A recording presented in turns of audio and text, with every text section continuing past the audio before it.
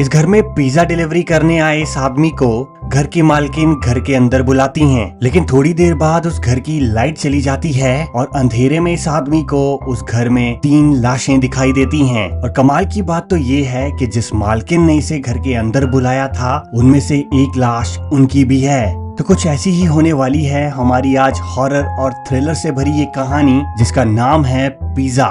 Michael अपनी girlfriend अनु के साथ चेन्नई में रहता है। दोनों बचपन से ही एक दूसरे को जानते हैं और उनका ये रिश्ता प्यार और मोहब्बत से कई ऊपर है। बचपन में ही दोनों के सिरों से उनके माँ बाप का साया उठ गया था, जिसके बाद इन दोनों की मुलाकात एक अनाथ आश्रम में हुई थी। बचपन से जवानी तक का सफर दोनों ने उसी अनाथ आश्रम में तय किया, लेकिन उसके बाद अपनी जिंदगियां अपने अपने तरीकों से जीने के लिए दोनों इस घर में शिफ्ट हो गए। माइकल एक पिज्जा डिलीवरी बॉय का काम करता है, वहीं उसकी गर्लफ्रेंड अनु एक नॉवेलिस्ट है। अनु को भूत प्रेत की कहानियां पढ़ने और देखने में बहुत मजा आता है और अपनी अगली नॉवेल के लिए वो एक भूत प्रेत वाली कहानी ही लिख रही है। वहीं दूसरी तरफ माइकल भूत प्रेत में बिल्कुल विश्वास नहीं करता, लेकिन कभी अगर उसे अनु के साथ बैठ के भूतों वाली फिल्म देखनी पड़ जाए तो उसकी हवा निकल जाती है। माइकल को बेशक भूतों में यकीन न हो, लेकिन भूतों का नाम आते ही उसे डर बहुत लगता है।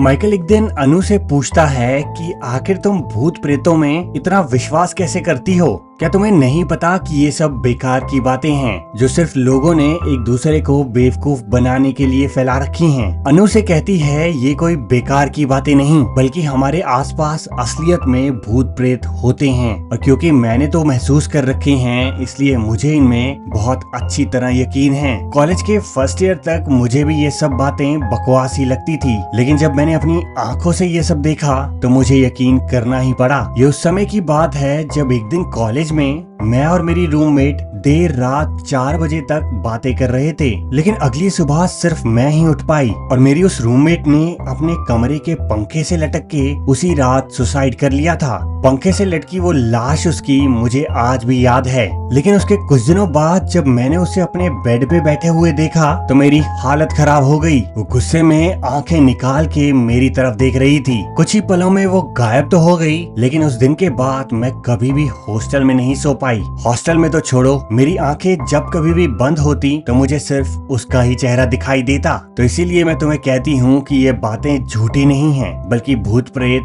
असलियत में होते हैं। कहानी सुनने के बाद माइकल की हालत खराब तो हुई है, लेकिन वो अनु को दिखाना नहीं चाहता कि वो भूतों से डरता है, इसलिए उसकी बातों को बकवास बताते हुए वो अपने काम की तरफ निकलता है। लेकिन घर से निकलते निकलते माइकल एक बार फिर से अनु से पूछता है कि क्या ये भूत प्रेत सच में होते हैं? अनु, मुझे सच सच बताओ। अनु से बड़ी ही शांति से समझाते हुए कहती है कि जिस दिन तुम्हारे साथ ऐसा कुछ होगा तुम्हें इन सब बातों पे यकीन होने लगेगा। तब तक के लिए तुम्हें कोई भी कन्विंस नहीं कर सकता कि भूत होते हैं, और तुम्हें देख के मुझे ऐसा लग रहा है कि तुम्हारा समय आने ही वाला है। तुम जल्द ही भूतों से मिलने वाले हो। इसके बाद वहाँ से निकल के माइकल अपने पिज्जा डिलीवरी के काम में लग जाता है। जगह जगह डिलीवरियां करने के बाद माइकल जब वापस अपनी दुकान पे पहुँचता है तो वहाँ एक अजीब सा दिखने वाला आदमी उनकी दुकान के सामने खड़ा है। उसे देख के लग नहीं रहा कि वो यहाँ पिज्जा खाने आया होगा, इसलिए माइकल उसे गुस्से में धक्के मार के वहाँ से भगाने लगता है। लेकिन इतने में पिज्जा शॉप के मालिक शानमुगम वहाँ पहुँचते हैं और उस आदमी को बड़ी ही इज्जत के साथ दुकान के अंदर ले जाते हैं। जाते जाते वो माइकल को कहते हैं कि किसी से कैसे बात करते हैं, तुम्हें समझ नहीं आता क्या? उस आदमी को अपने बॉस के कैबिन में बैठा देख माइकल को बहुत हैरानी होती है, क्योंकि देखने से वो आदमी ना तो कोई अमीर पैसे वाला बिजनेसमैन लग रहा है और ना ही कोई ऐसा आदमी जो कि एक पिज्जा खाने आएगा। और माइकल बस यही सोचे जा रहा है कि हमारा मालिक इस आदमी को इतनी इज्जत क्यों दे रहा है। तो अब अगले दिन माइकल काम पे जाने के लिए तैयार हो रहा है, लेकिन उसे दिखाई देता है कि उसकी यूनिफॉर्म वाली टी शर्ट अभी भी गीली है। गुस्से में माइकल अनु को डांटने लग जाता है। वो चिल्ला चिल्ला के अनु को कहता है कि तुम्हें मेरी टी शर्ट धोने की क्या जरूरत थी, जब तुम्हें पता है कि मेरी सारी यूनिफॉर्म अभी गंदी हो चुकी हैं, तो ये टी शर्ट धोने की जरूरत क्यों आ पड़ी? लेकिन अनु उसकी डांट का कोई जवाब तो नहीं देती, पर रोते रोते कमरे से बाहर आ जाती है। माइकल को लगता है कि मैंने इतना बुरा भी क्या कर दिया जो अनु रोने लग गई। रोता हुआ चेहरा देख के माइकल को अपनी हरकत के लिए बुरा लगने लगा है। मनाते हुए उसे सॉरी बोलने लग जाता है लेकिन ऋतु उसे बताती है कि मैं तुम्हारी डांट की वजह से नहीं रो रही, बल्कि मैं प्रेग्नेंट हो चुकी हूँ। मुझे बहुत डर लग रहा है माइकल, मेरे पेट में तुम्हारा बच्चा है और मुझे समझ नहीं आ रहा कि अब हम क्या करेंगे। ये खबर माइकल के लिए भी थोड़ी हैरान कर देने वाली जरूर थी, क्योंकि इस उम्र में इस मामूली सी नौकरी के साथ माइकल का इस बच्चे को पालना बहुत मुश्किल है। वो ऋतु को कहता है कि क्या तुमने किसी डॉक्टर से बात की? ऋतु कहती है नहीं, अभी नहीं, लेकिन मैं शाम को डॉक्टर के पास भी जाने वाली हूँ। अनु को समझाते हुए माइकल कहता है, एक तो हम बिना शादी के इस घर में रह रहे हैं, सोसाइटी वालों को पहले ही हम पे शक है और बच्चे के आने के बाद तो मामला बिगड़ ही जाएगा। तो मुझे लगता है कि शायद हमें अबॉर्शन ही कराना पड़ेगा। लेकिन अबॉर्शन का नाम सुनते ही अनु पागल हो जाती है। वो माइकल को कहती है कि माइकल, तुम एक मर्डर की बात कर रहे हो, इतनी घिनौनी बात करते हुए तुम्हें शर्म नहीं आती? जवाब में माइकल उसे कहता है कि हमें फिलहाल इस बच्चे के बारे में बिल्कुल नहीं सोचना चाहिए। तुम्हें पता है, एक तो मेरी नौकरी भी वैसी ही है और ऊपर से ये बच्चे की जिम्मेदारी संभालने के लिए मैं भी तैयार नहीं हूँ। लेकिन उसे डांटते हुए अनु कहती है, माइकल, वैसे भी तो हम शादी करने ही वाले थे ना, तो फिर वो शादी भले ही हम आज करें या 10 साल बाद, क्या फर्क पड़ता है? और अगर तुम्हें पैसों की ज्यादा ही दिक्कत है तो मैं भी कोई छोटी मोटी नौकरी पकड़ लूंगी। अनु माइकल की बात सुनने को बिल्कुल तैयार नहीं और गुस्से में वहाँ से उठ के चली जाती है। माइकल काम पे तो चला जाता है, लेकिन काम पे भी उसका सारा ध्यान अनु की तरफ ही है। शाम को जब वो वापस घर पहुँचता है तो अनु का चेहरा अभी भी उतरा हुआ है। माइकल अनु को अब और उदास नहीं देख सकता, इसलिए उसे गले मिलके माइकल कहता है, तो हम अभी शादी कर लेते हैं। अपने उसी घर में एक छोटा सा प्रोग्राम करके दोनों आपस में शादी कर लेते हैं। अब माइकल और अनु बॉयफ्रेंड और गर्लफ्रेंड नहीं, बल्कि पति पत्नी हो चुके हैं और कुछ ही महीनों में इनका एक सुंदर सा बच्चा इस दुनिया में आ जाएगा। अब माइकल के काम पे भी सबको पता चल चुका है कि माइकल ने शादी कर ली है। माइकल के बॉस शानमुगम उसे अपने कैबिन में बुलाते हैं और कहते हैं कि क्या बात है माइकल, तुमने शादी कर ली और बताया भी नहीं। लेकिन माइकल कहता है कि सर, ये छोटा सा फंक्शन था जो हमने एक घर पे ही किया था। क्रिसमस पे एक बड़ी पार्टी रखने जा रहे हैं जहां आपको जरूर आना होगा। माइकल को एक फाइल देते हुए शानमुगम उसे कहते हैं कि तुम डिलीवरियां करने जा रहे हो तो डिलीवरी के बाद ये फाइल मेरे घर पे दे देना। अपनी डिलीवरियां खत्म करके माइकल जैसे ही शानमुगम के घर पहुंचता है, वहाँ उसे एक लड़की दरवाजे को जोर जोर से पीटती हुई दिखाई दे रही है। उस लड़की को देख के माइकल थोड़ा डर जाता है, लेकिन थोड़ी देर बाद घर का दरवाजा खुलता है और माइकल को पता चलता है कि वो लड़की उसके बॉस शानमुगम की बेटी थी। शानमुगम की बेटी के सर पे किसी प्रेत आत्मा का साया आ चुका है और वो पिछले कुछ दिनों से अजीब सी हरकतें कर रही है। और पिछले दिन माइकल को जो दुकान पे बूढ़ा आदमी दिखाई दिया था, वो आदमी एक तांत्रिक है जो उस लड़की के सर से वो भूत प्रेत हटाने आया है। उस लड़की का नाम तो प्रिया है, लेकिन जब उससे बात करते हुए वो तांत्रिक उससे उसका नाम पूछता है तो वो बहुत गुस्से में अपना नाम नित्या बताती है। नित्या नाम सुन के माइकल सर से पैरों तक कांप जाता है, क्योंकि अनु ने माइकल को जो अपनी कॉलेज की लड़की की कहानी सुनाई थी, उस लड़की का नाम भी नित्या ही था। और वो लड़की बहुत गुस्से में माइकल की तरफ देखती है। माइकल की उससे नजरें मिलती हैं और बस अब माइकल को भूतों में यकीन होने लग गया है। वो तांत्रिक शानमुगम को कहता है कि माइकल को जल्दी इस कमरे से बाहर निकालो,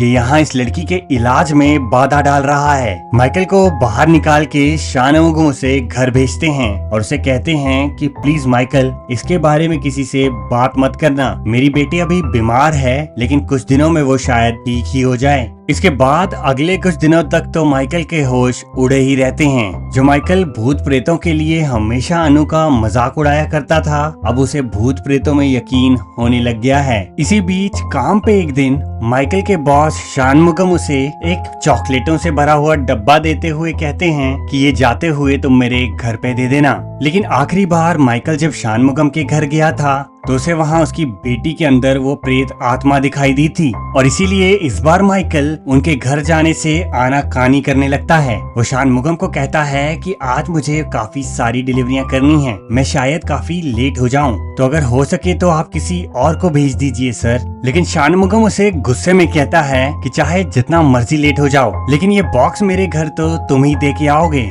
और इसमें डरने की कोई बात नहीं है, मेरी बेटी तुम्हें खा नहीं जाएगी। माइकल के डर के मारे हालत गीली हो रही है और यहाँ शानमुगम उसे हौसला देने की कोशिश कर रहा है, लेकिन अब ना चाहते हुए भी माइकल उनके घर जाने के लिए तैयार हो जाता है। इसके बाद देर रात को शानमुगम के ऑफिस में काम करने वाले दो लोग शानमुगम को शॉप पे बुलाते हैं। दोनों के चेहरों पे चोट के निशान हैं और खून भी निकल रहा है। वो कहते हैं कि माइकल अंदर बैठा है, आप प्लीज अंदर जाके उससे बात करिए। वो कुछ पागलों जैसी बातें किए जा रहा है जिसे समझ पाना हमारे बस की बात नहीं। माइकल की हालत देख के शानमुगम शॉक्ड हो जाता है। उसके कपड़े फटे हुए हैं और चेहरे पे चोट के निशान हैं और बार बार माइकल सिर्फ अनु का नाम ले रहा है। शानमुगम उससे शांति से बिठा के पूछता है कि आखिर हुआ क्या है, हम तुम्हें इतनी देर से ढूंढ रहे थे, लेकिन ना तो तुम्हारा फोन लगा और ना ही तुम्हारा कोई अता पता चला। आखिर तुम कहाँ थे और क्या हुआ, तुम सारी बात आराम से बताओ।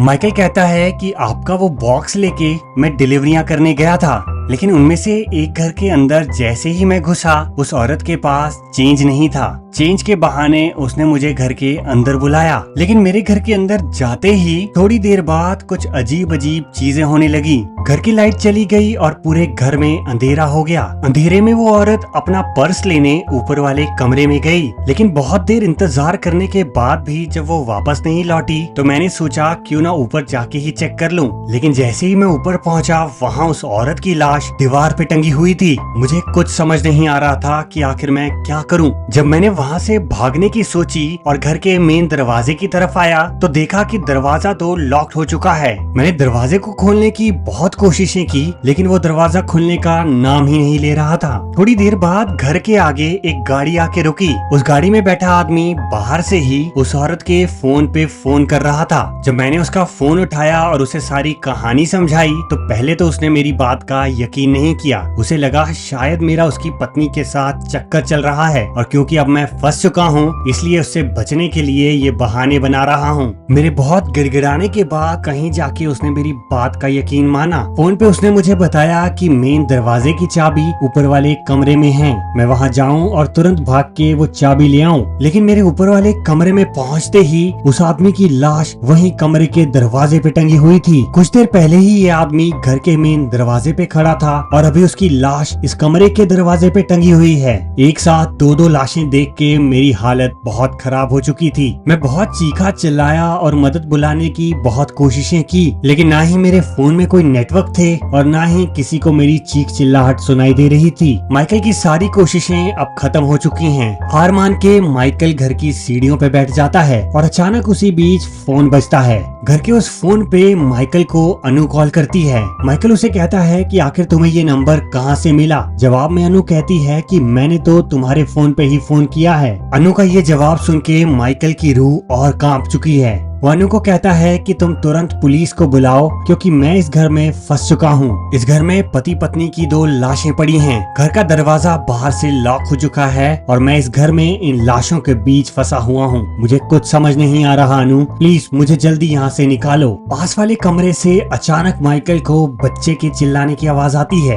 माइकल कमरे के अंदर जाता है और पूरा कमरा खिलौनों से भरा हुआ है। वहाँ उस दीवार पे एक बच्चे की अपने माँ बाप के साथ एक तस्वीर लगी है और शायद ये कमरा उसी बच्ची का है। और इसके कुछ ही देर बाद माइकल को वो बच्ची भी दिखाई देती है। दूर सीढ़ियों के नीचे बैठ के ये बच्ची अपनी किताबों पे कुछ लिख रही है। उसके पास पहुंचते ही वो बच्ची अपना नाम नित्या बताती है और नित्या नाम सुनते ही माइकल की हालत बिल्कुल खराब हो गई। वो डर के मारे एक कोने में छुप जाता है। उसके चेहरे पे पसीने छूट रहे हैं और हालत इतनी खराब मानो कि अभी उसकी मौत हो जाएगी। उसे कुछ समझ नहीं आ रहा कि आखिर ये नित्या उसके पीछे क्यों पड़ गई है। पहले अनु की क्लासमेट बनके, फिर उसके बॉस की बेटी के बीच और अब इस घर में हर जगह उसका नित्या पीछा कर रही है। इतने में घर की लाइट ऑन होती है और अंदर दो पुलिस वाले आते हैं। डरा सहमा माइकल उन्हें अपनी हालत बताता है। पुलिस वाले भी माइकल को इस घर में देख के थोड़े हैरान परेशान हो जाते हैं। वो माइकल से पूछते हैं कि आखिर इस घर में तुम घुसे कैसे, ये घर तो पुलिस ने सील किया हुआ था। माइकल कहता है वो सब मुझे नहीं पता, लेकिन मैं यहाँ पिज्जा डिलीवरी करने आया था। लेकिन घर के अंदर उसके मालिक, मालकिन और उनकी की बेटी की लाशें पड़ी हुई हैं। मैंने यहाँ से निकलने की बहुत कोशिशें की, लेकिन ये दरवाजा बाहर से बंद था। अब आप फाइनली आ गए हैं तो प्लीज मेरी मदद कीजिए और मुझे यहाँ से निकाल के ले चलिए। माइकल की बातें सुन के पुलिस वालों को लगता है कि इसने तो शायद सारे खून होते हुए देखे हैं, तो हो ना हो माइकल के पास कोई ना कोई सबूत तो जरूर मिल जाएगा। पुलिस वाले माइकल को कहते हैं कि इस घर में रहने वाले उन तीनों लोगों की मौत पिछले हफ्ते ही हो चुकी थी। पूरे शहर में इस केस की चर्चा हो रही है। क्या तुमने ये खबर में नहीं सुना? माइकल को कुछ समझ नहीं आ रहा कि आखिर उसके साथ हो क्या रहा है। पुलिस वाले कहते हैं कि उनके साथ साथ घर के गार्डन में हमें एक और लाश मिली थी। ये लाश क्राइस्ट कॉलेज में पढ़ने वाली एक लड़की की थी और पुलिस वाले माइकल को उस लड़की का नाम अनु बताते हैं। अब माइकल की गर्लफ्रेंड अनु भी उसी कॉलेज में पढ़ती है। पुलिस वाले कहते हैं कि कहीं तुम्हारी वो गर्लफ्रेंड तो नहीं थी, लेकिन माइकल कहता है कि ऐसा कैसे हो सकता है।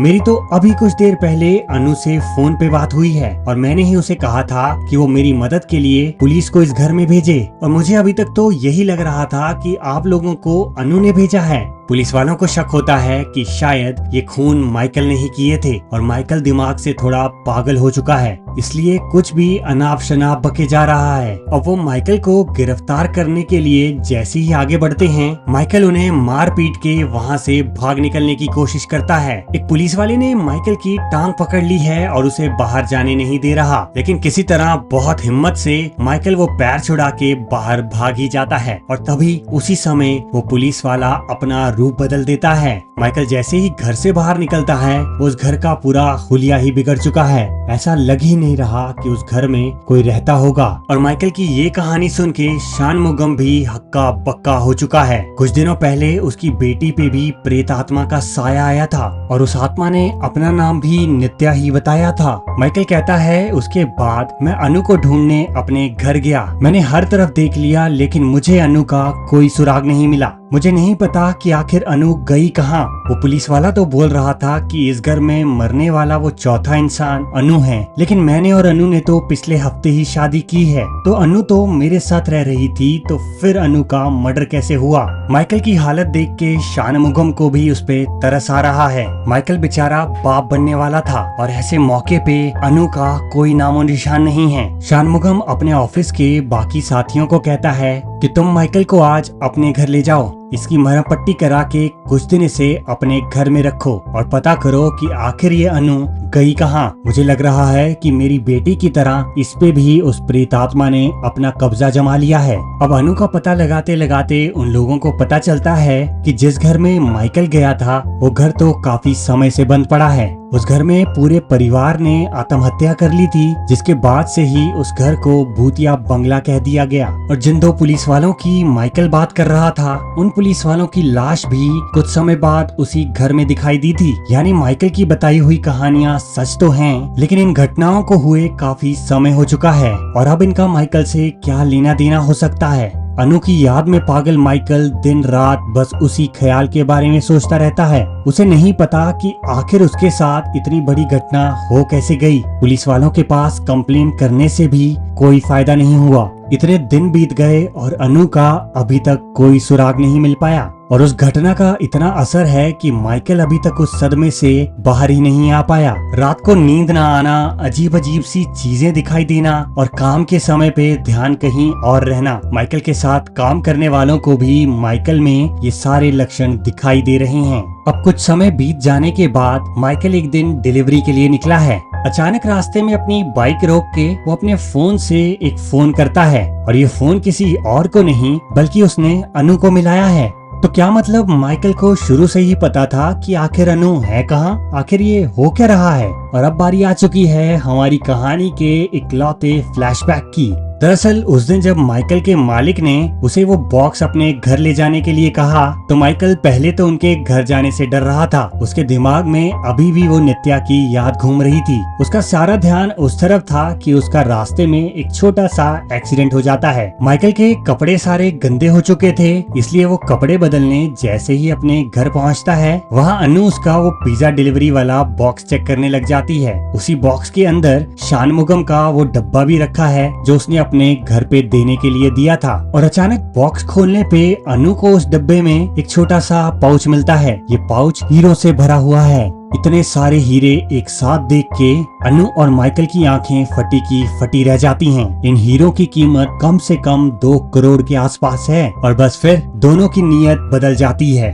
अनु माइकल को कहती है कि अगर हम इनको लेके भाग जाएं तो हमारी पूरी जिंदगी संवर जाएगी, तुम्हें फिर कभी नौकरी करने की जरूरत ही नहीं पड़ेगी और हमारा होने वाला बच्चा ऐशो आराम से जिएगा। लेकिन माइकल कहता है कि मेरे बॉस बहुत भले आदमी हैं, हम उनके साथ ऐसा क्यों करेंगे अनु। जवाब में अनु कहती है, जरा ध्यान से सोचो माइकल, अगर वो इतने ही भले होते तो इस बॉक्स में ऐसे छुपा के ये हीरो वाला बैग तुम्हें नहीं देते। हम कुछ गलत नहीं कर रहे हैं, बल्कि एक चोर के साथ ही चोरी करेंगे। अनु की ये सारी बातें सुन के माइकल उसकी हाँ में हाँ मिला देता है। दोनों प्लान बनाते हैं ये हीरो वाला बैग वो चुरा लेंगे और मालिक शानमुगम को एक झूठी कहानी सुनाएंगे। अब अनु को तो भूत प्रेत की कहानियों में पहले से ही बहुत दिलचस्पी थी और अपनी नॉवल के लिए उसने काफी अरसे पहले ही रिसर्च करना शुरू कर दिया था। अब अपनी उसी रिसर्च को इस्तेमाल करते हुए अनु ने एक झूठी कहानी बनाई। किसी को शक न हो इसलिए कहानी में कुछ ऐसी सच्ची घटनाएं भी डाली गई जो कुछ सालों पहले उसी शहर में हुई थी। और माइकल वो बैग अनु को देके उसे बैंगलोर भेज देता है।